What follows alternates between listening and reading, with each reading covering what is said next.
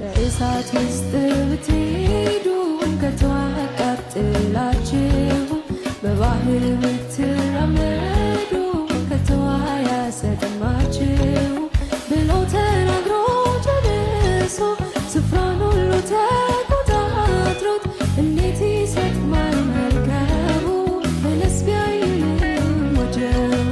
እንዴት ይሰጥማል መርከቡ ምንስ ቢያይልም ማዕበሉ? ጌታ ኢየሱስ ተኝቶ